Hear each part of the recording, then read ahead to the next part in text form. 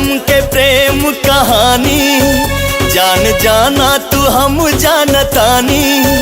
हाय तो हर दीवाना हुए आशिक पुराना, आके बहिया में जियरा जुड़ा जाओ।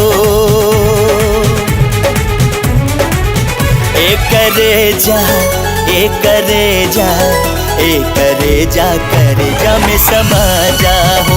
ए करे जा, ए करे जा, ए करे जा में समा जाओ।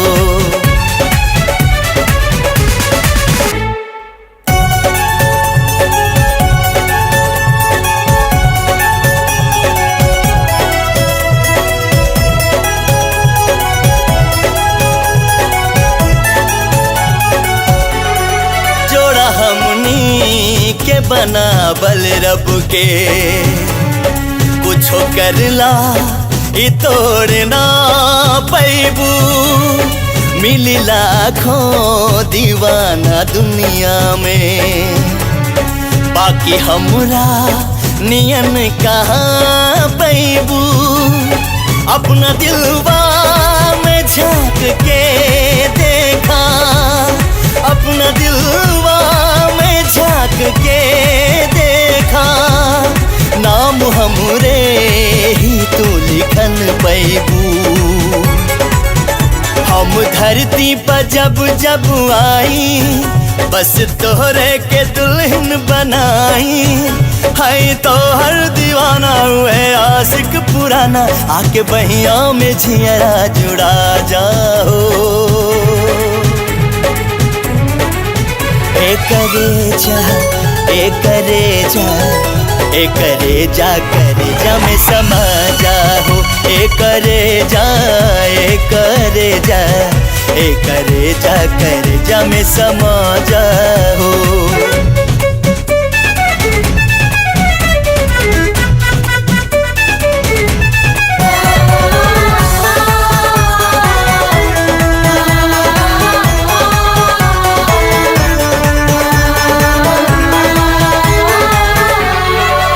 किसन तू हमार हो राधा, दिल के धड़कन ई तो से कहता। कैसे एहसास दिलाई तो के, ई तोहरे ही धुनु में रहता। माना चाहे ई बात ना माना, माना चाहे ना माना।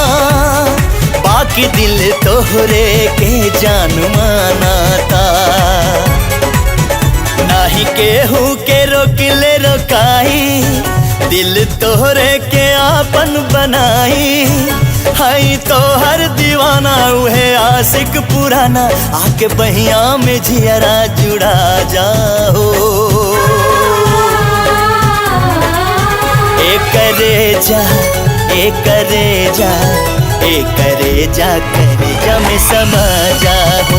ए करे जा, ए करे जा, ए करे जा में समा जाओ।